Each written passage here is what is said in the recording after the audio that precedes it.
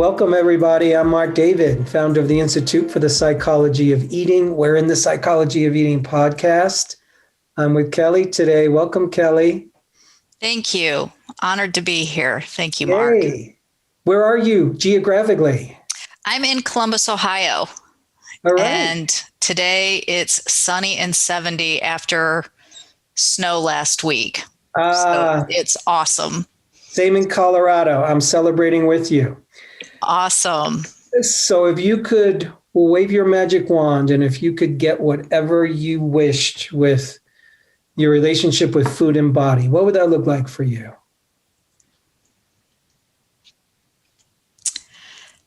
That food didn't control me. I am truly an emotional eater. And I would really like to view food strictly as energy and fueling my body, and have a healthier image of my own body, being kinder to myself, that it's okay if I'm carrying extra weight, and that the important thing is my health, my energy, and sleep, and everything else that goes with it. Yeah. Those are some great wishes. I love it. So, big list. Yeah, no, good list. If you could lose weight, how much weight would you want to lose? By numbers? Yes. Probably 30 to 40 pounds. Uh-huh. When might you have been 30 to 40 pounds lighter than you are now? When was the last time? 3 years ago. What was different? What was happening 3 years ago that you were 30 or 40 pounds less? I had started on my own wellness journey, and I was working with a personal trainer. And at the time I had a position in sales that I was traveling, and I always made traveling my excuse not to work on my nutrition. So I made a very concerted effort to work on my nutrition, my workout, and overall lifestyle and choices. And it took a while, but the weight came off, and I was in the gym 4 to 5 days a week, and my nutrition was off the charts, clean, whole. Even with the travel, I made it a priority.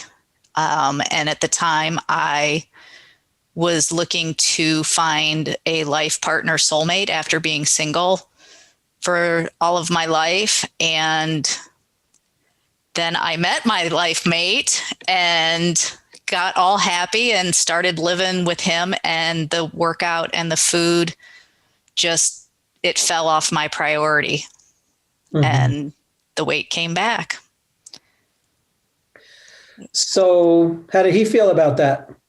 How do I feel about that? No. How did your partner feel about it?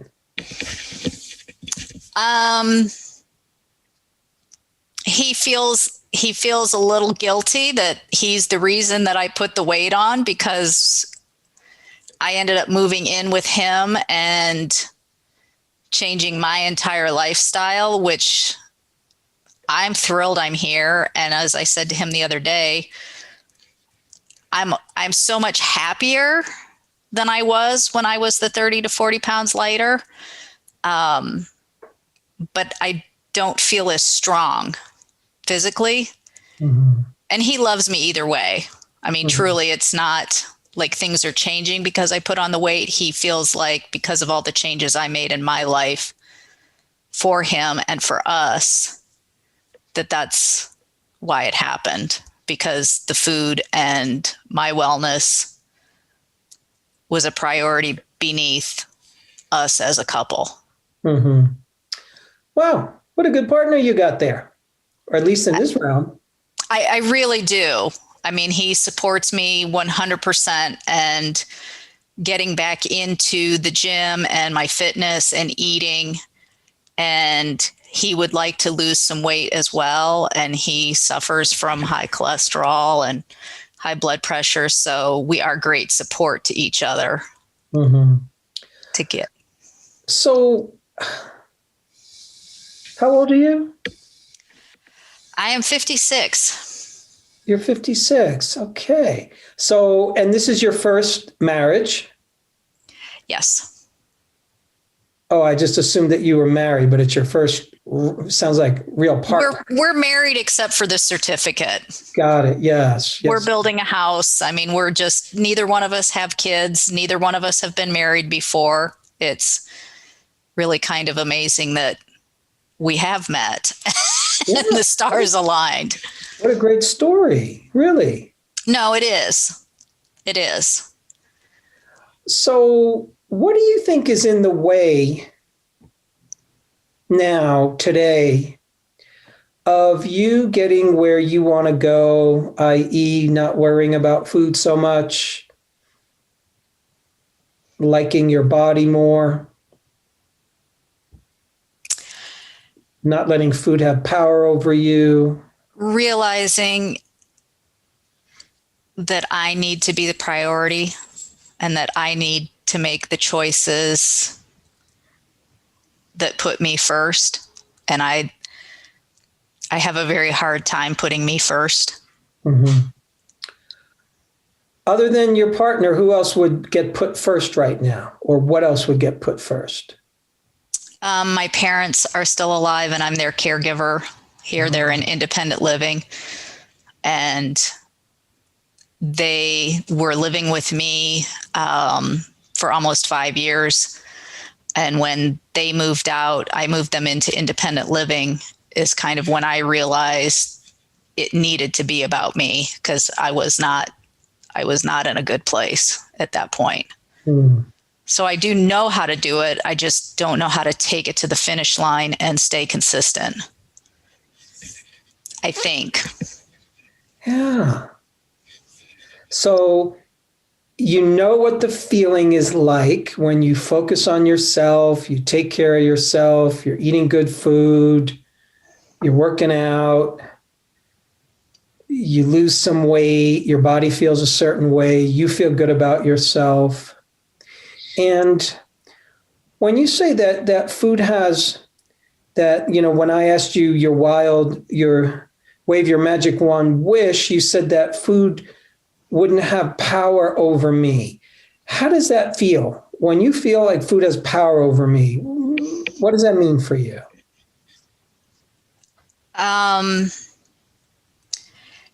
It means I keep a lot of foods out of the house and out of my environment so that I don't eat them.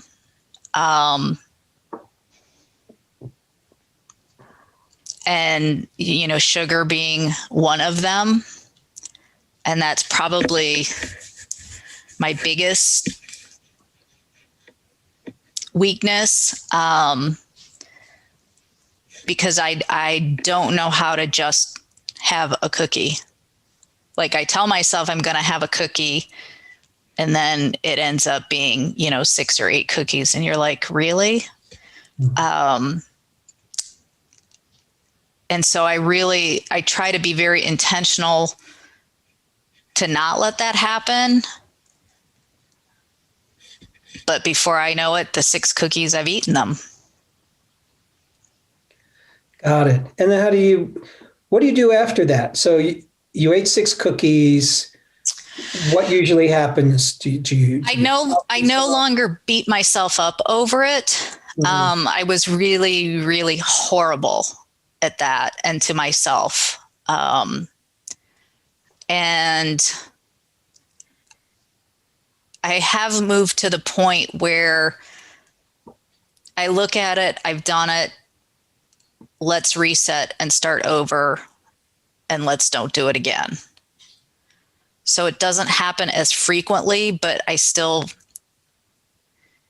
will go for the sugar. But you're saying it doesn't happen as frequently as it used to. Correct. So in the past, when it happened a lot, how many times might it happen in a week, in a month? Oh, at least 5 days a week. And these days, how many times does it happen? Maybe a couple times a month. Okay. I don't know how I've done that. Okay. It doesn't even matter. Obviously, you've worked on yourself and you've matured yourself. But right away, what occurs to me is that you haven't celebrated your success. You haven't acknowledged your success fully. You haven't acknowledged how far you've come.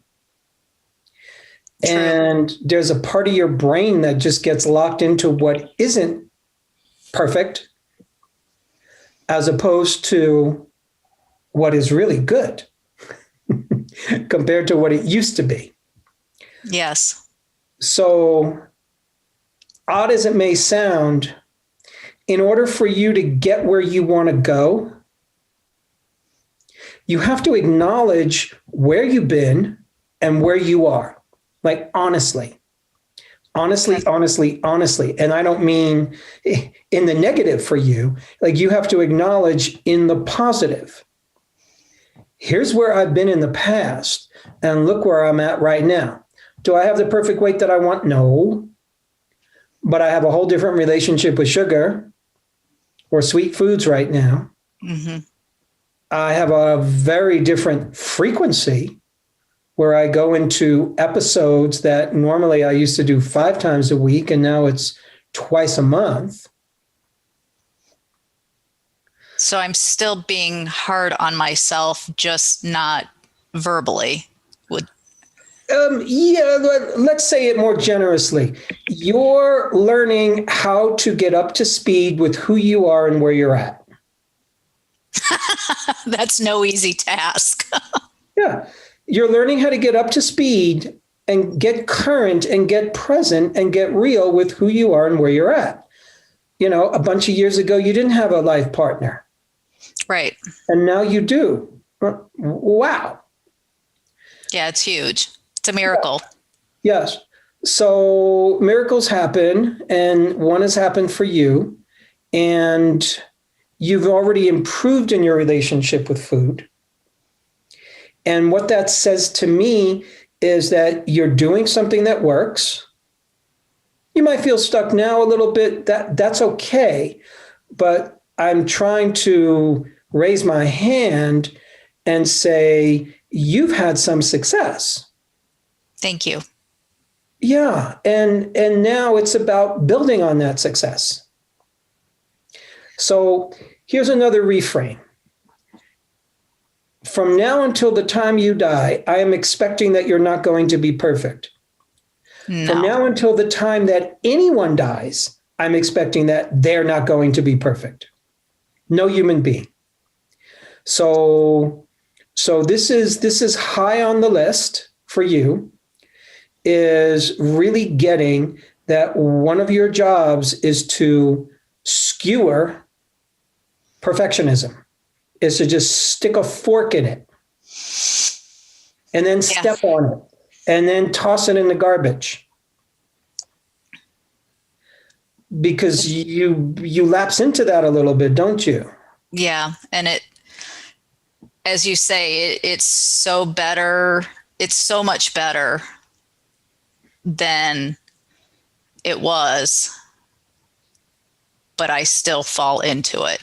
And this is case in point. So I love the idea of reframing it into how far I've come with the perfectionism and with the food and kicking it to the curb. Yes. There's a part of your brain that still lives in the consciousness that you used to be in when things were worse, even though things are better right now. Yes. There's a part of your brain that's still, well, things are bad, but not really, but a part of me still lives there. And that's why I'm saying, let's really step into the new zip code that you're in. It's a nice zip code. It is. Yeah. And it's not perfect, but hey, you have some tools. You have success behind you. 56 is such a good age to start to gather in all the pieces of yourself and get clear about who you are. Yes. Meaning you're not, when was the first time that you noticed to yourself that I don't like my body or I have a challenging relationship with food? At about 10. Okay. So there's a part of you that's 10 years old and still a little bit ashamed. Very. Yeah. Yeah. A little bit ashamed. And that part of you is probably about 10 years old. So one of your jobs is to notice every time that you go into shame about your body or shame about your way of eating or guilt about your body, guilt about your eating, I want you to step into the woman in you, the 56-year-old woman in you. Just like you just did, take a deep breath and bring her in. Just invoke her. Because what happens is our default place will often be the place where our boo-boo started, where our challenges started. That's the default place that we go to because it's the scene of the crime and it's where we're vulnerable. Well, it's comfortable. I mean, in an odd way, it's what you know. Yes. Yes. So at 56, you're now ready to chart a new course for your life. You already have. So you've charted a new course for your life. It sounds like there was some part of you that got clear that you were ready for a long-term partnership and you attracted that. So you started creating the rest of your life. Okay. That's what a 56-year-old person does. Why? Because you have experience.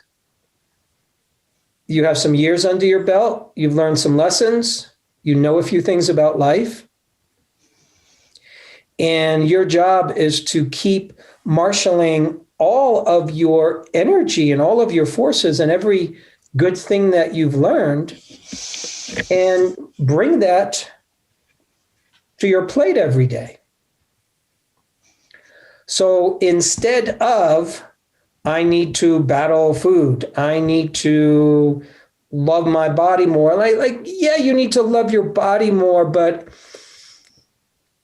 it's really what wants to happen is, how do I want to say this? You need to make the choice that you even can do that and that you're ready to do that. Okay.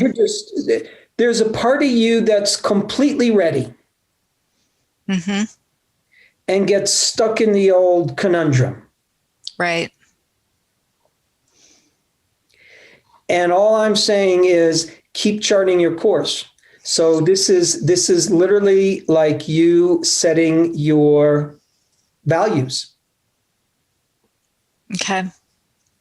This might be a great activity to do with your partner. Okay, partner, here we are.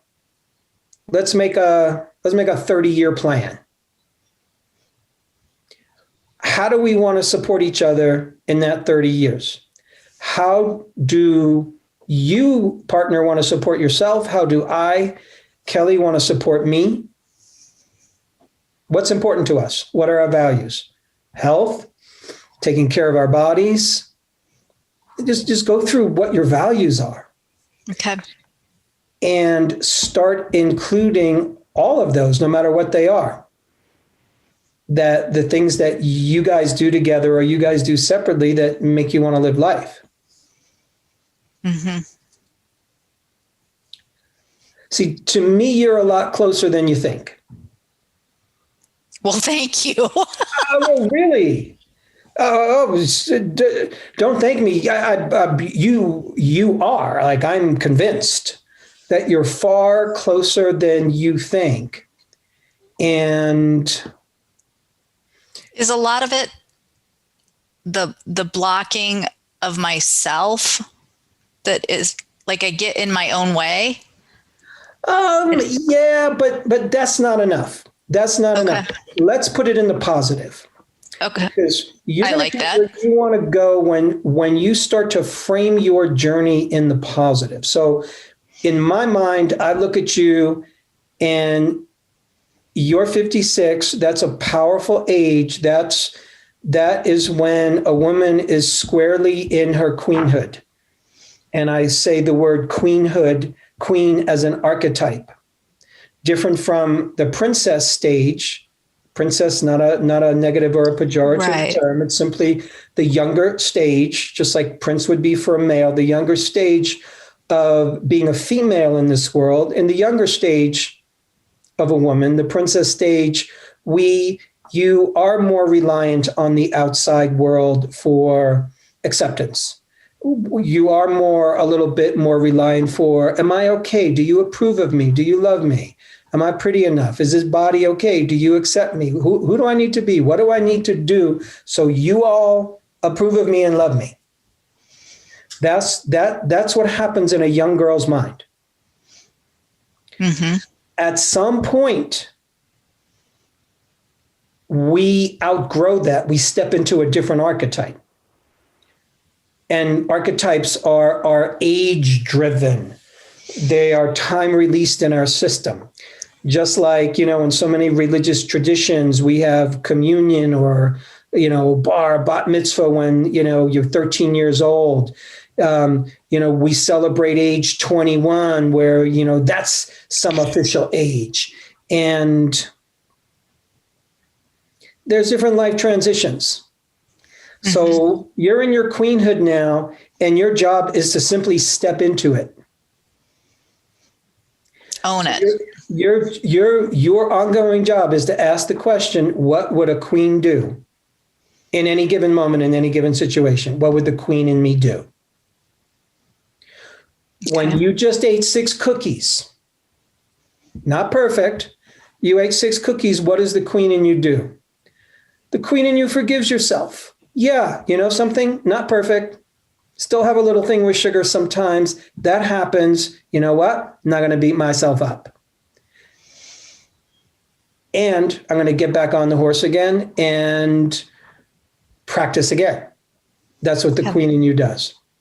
When the queen in you looks in the mirror, if she catches some part of you judging, the queen in you steps in and says, I am going to occupy and respect this body that I'm in right now. I might want to change it, but who am I to change something by hating on it? Right. Hasn't worked so far. No, doesn't work for anybody. And if you change something by hating on it, for God's sake, you've got a lot of hate in your system, and the journey that you took to get there was hate. So chances are you're not going to love the body you have because you got there with a lot of hate.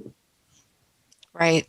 And there's a lot of disturbance, and it's really hard to maintain what we've created because we didn't create it sustainably. Hate is not a sustainable strategy. Self-judgment is not a sustainable strategy. You and I can motivate ourselves with that, but eventually it catches up to us. Mm-hmm. So now it's about inspiring yourself to do things that take care of you because you feel good when you take care of you. Don't focus on the weight so much. Focus on feeling good about the way I take care of myself.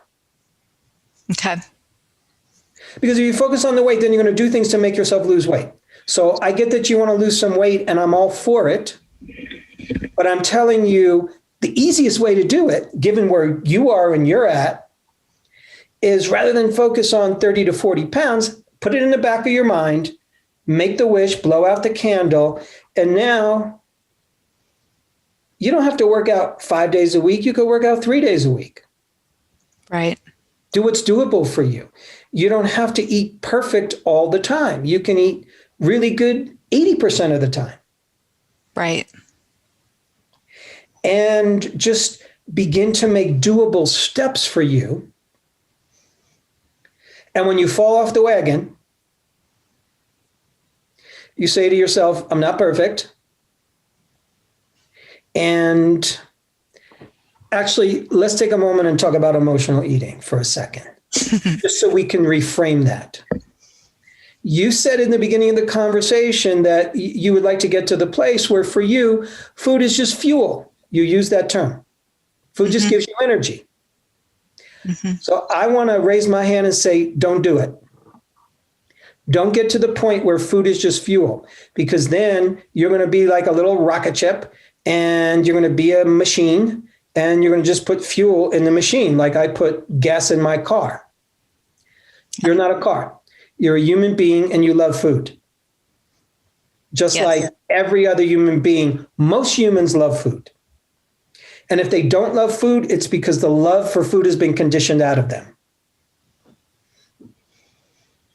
You watch. I still love food. Yeah. Okay. So you love food. So that makes you an emotional eater. You eat with the emotion called love. What would be the opposite of emotional eating? Unemotional eating? That doesn't sound so interesting. So you're going to eat. Yeah, sometimes you're going to eat when you're upset. Sometimes you're going to eat when you're nervous. Sometimes you're going to eat when you're bored. You're also going to eat when you're with your partner and you want to sit around and just have a good time and love on each other and cook something good or go out and eat someplace fun. That's emotional eating. We're eating with emotions that we like. Right. Okay. So then I guess it's the stress eating. Yes. So there's a place where you use food to de-stress. Absolutely. Okay. There's a place where I'm guessing, correct me if I'm wrong, you also use food to escape a little bit. Oh, Yes.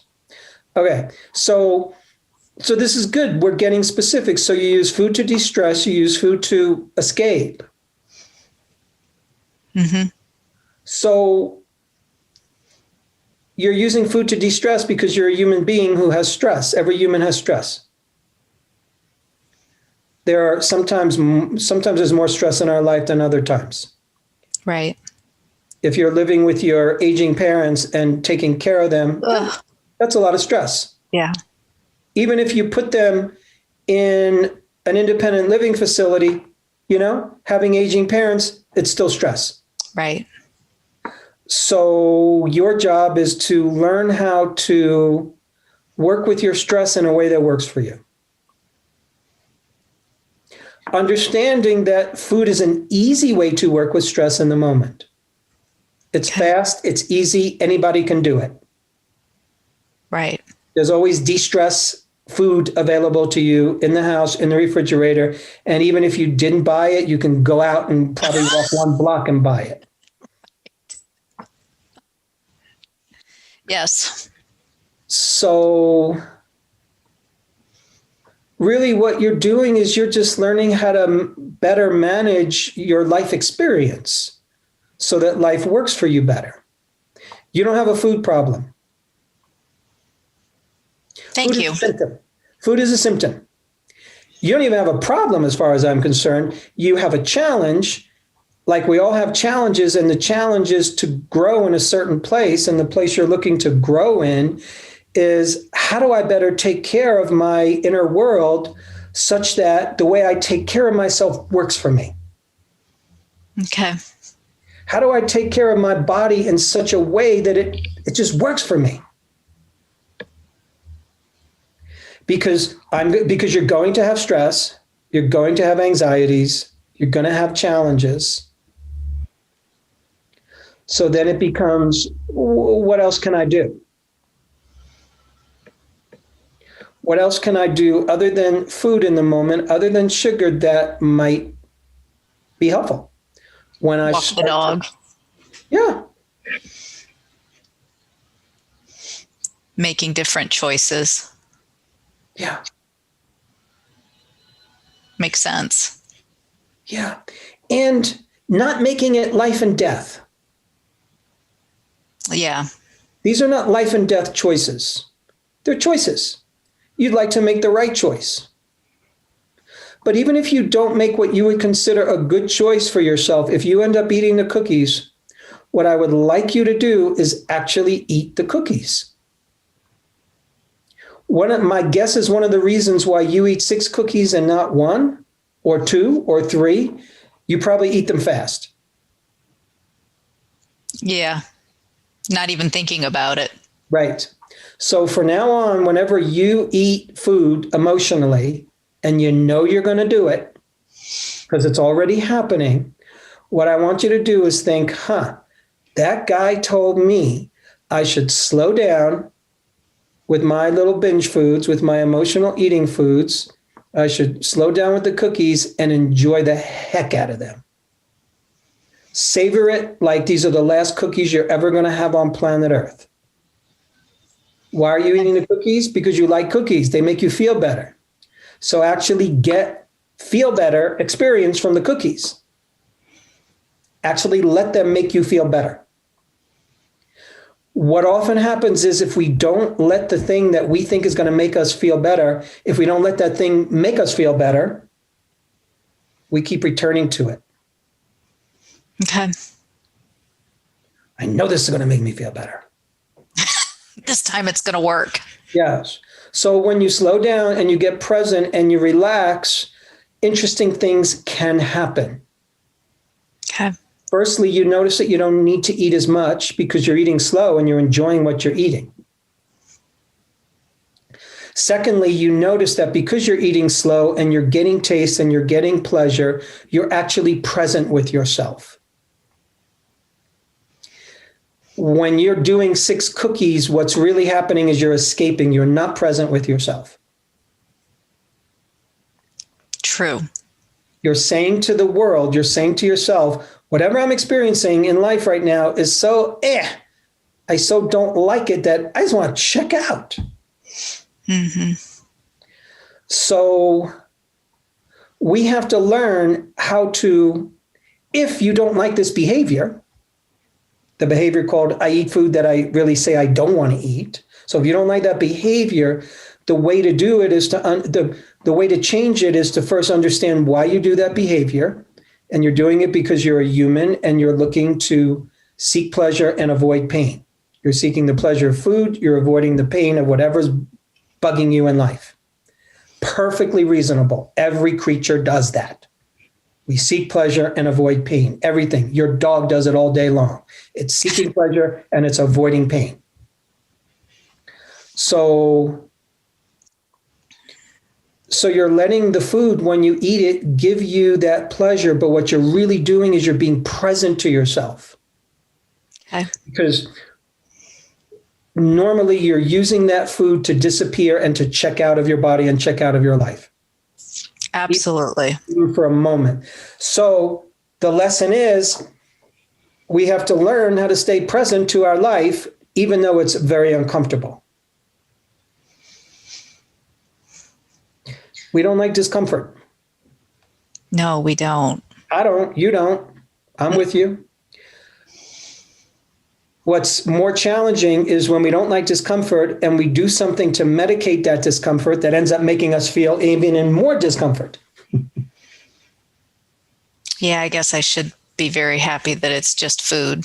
Yeah, exactly. So it's about you staying present with yourself in the places where you normally are checking out.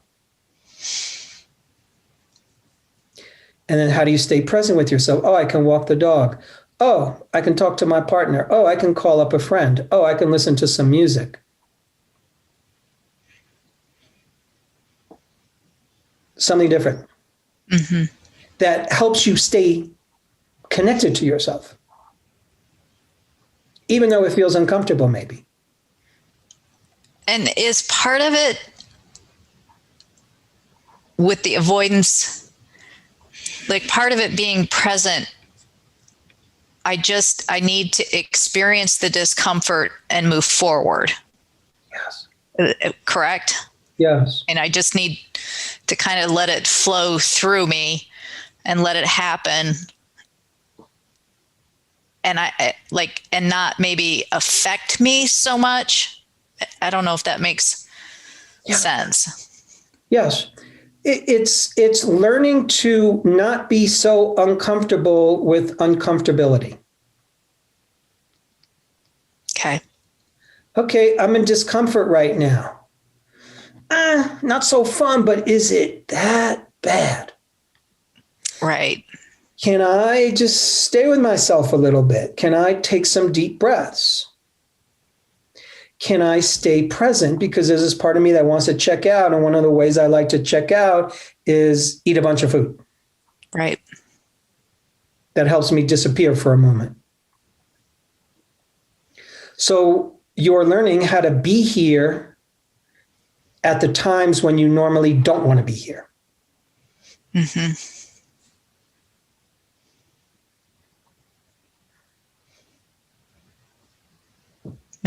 Makes sense. So it's not a food problem. You don't have a food problem. It's just that you're learning about life through food. Okay. Food is the symptom. It's not the problem. Yeah. The real challenge is It's my reaction to food. Kind of. It's your reaction to the discomfort. Yeah. Okay. By turning to food. I can be in this conversation with somebody else who's turning to alcohol or turning to drugs or turning to gambling or turning to a porn addiction or turning to whatever distraction that we do to check out. Got it. So what's going to happen is if I check out of my body enough, I'm not always in it. And if we're not always in our body, it is far harder to have a healthy relationship with our body. And it's harder to cultivate the body, meaning to help it be what its potential is. If I'm checked out of my body, I won't know what to feed it. If I'm checked out of my body, I won't know that it's tired. If I'm checked out of my body, I won't know that it's getting sick and I need to do a little self-care. If I'm checked out of my body, I won't really understand my appetite and am I hungry? Am I not hungry? Did I eat too much or not? As we get back into the body and we check out less and less, then we have more of an ability to move the body in the direction that we want it to go in. Okay. Having a personal trainer and committing to your good nutrition when you traveled, it was a way for you to almost, I don't want to say force yourself, but really inspire yourself to stay in your body. Okay, I'm traveling. Okay. Normally I don't pay attention to my food. I just eat what I want to eat when I travel. But you know something? I'm committing to this. So I'm going to stay present to my body and see what's going to really benefit it, even though I'm on the road and it's harder for me to get healthy food. So in a way, you were staying in your body more. You're staying with your body more. I never even thought of it like that. But you're right. I mean, up till then, it was always, with traveling, it was always grab what you can get. Yeah, because you're traveling and your body doesn't count right now. It'll count maybe when you get home. Right. So make your body count every day. Make your body count 100% of the time. Yes. And even little things. It doesn't have to be big things all the time, just in the little things that you do to take care of yourself.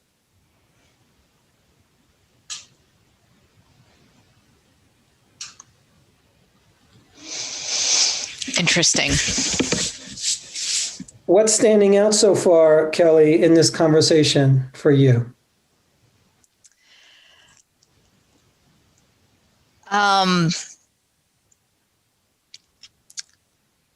My perfectionism still has a part of me. And really being more present and aware will guide me to a happy life every day. Yeah. And it's amazing and it's huge. And food is my drug of choice, and that's okay, because that's what it is. It's going to be something, and just become more present with it and aware. And I like moving into the queenhood of my choices. Yes. I never thought of it like that.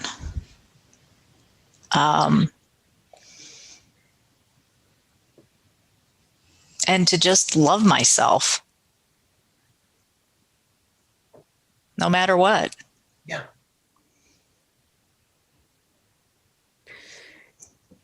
You know, at this stage of life, when you're watching your parents really towards the latter stages of their life, Mm-hmm. I think, I know from my own personal experience, one thing that stood out for me at that time was that in a certain way, I was becoming the parent to my parents. Oh, absolutely.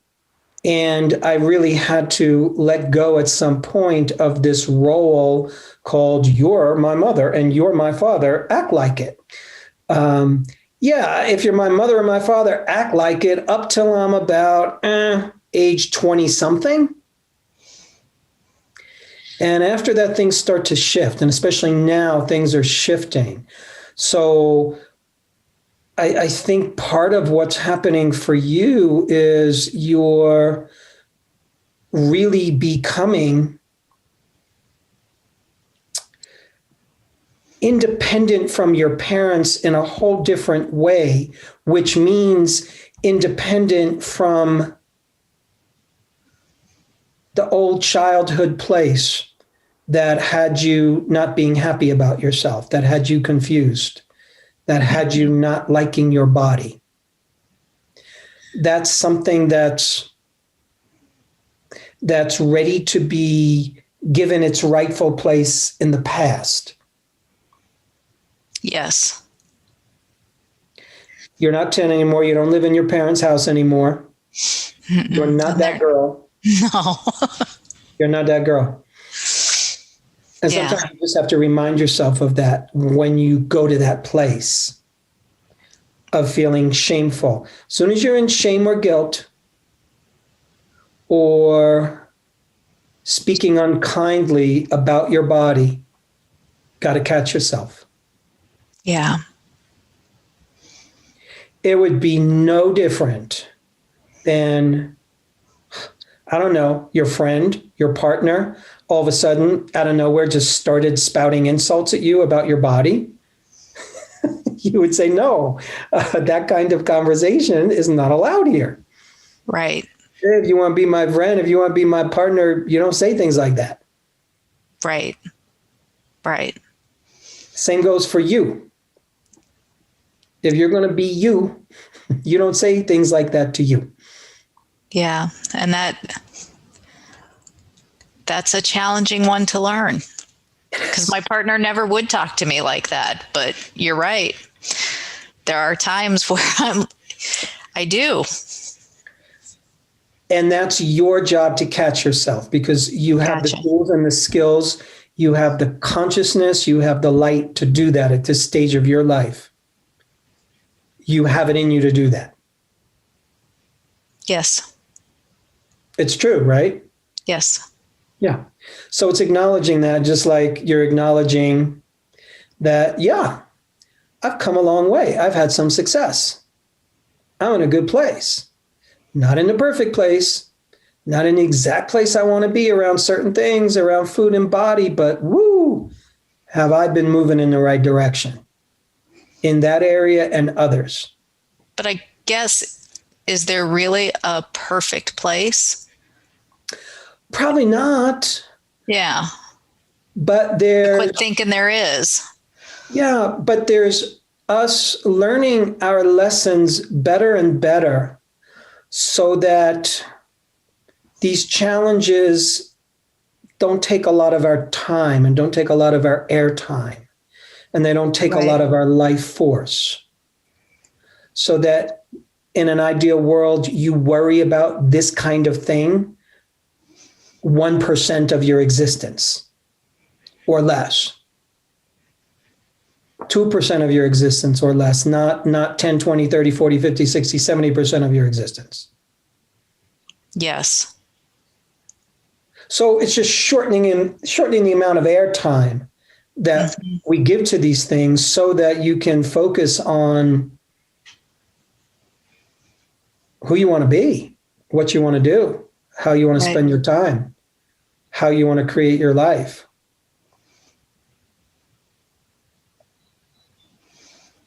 Yes. Because it's getting to be a pretty good one. So, yeah.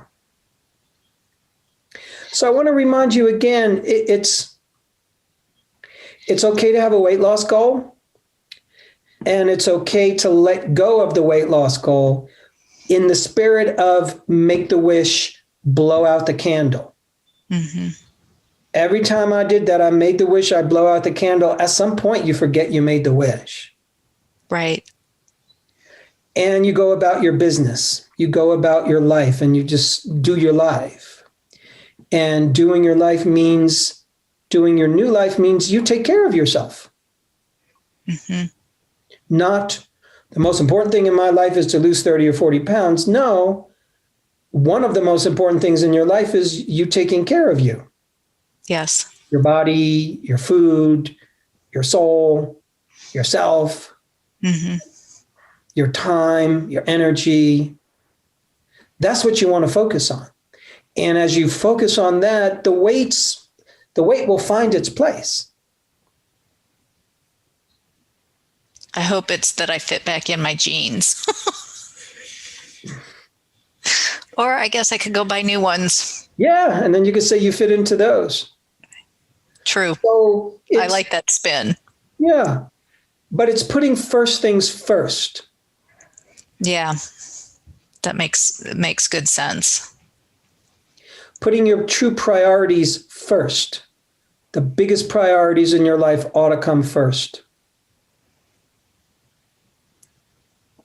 100%. Biggest priorities are taking care of yourself, not losing weight. It's two different things. Biggest priority is probably your relationship, your parents. But in order to do all those, you have to take care of yourself. In order to be a good partner, be a good daughter, you got to take care of yourself. Yes. And be kind to myself. Yeah. I know it's easier said than done, but to me, you have a great roadmap here. Thank you. For just practicing, and you've had good success already with yourself. So you're a proven quantity. Thank you. I appreciate that. Hadn't really thought of it that way. I like it. I like it. Well, Kelly, I think this has been a good conversation. Absolutely. Thank you so much. So much. Here's to being 100% present. Yeah. And aware. Yeah. Very good. Congratulations. Thank you.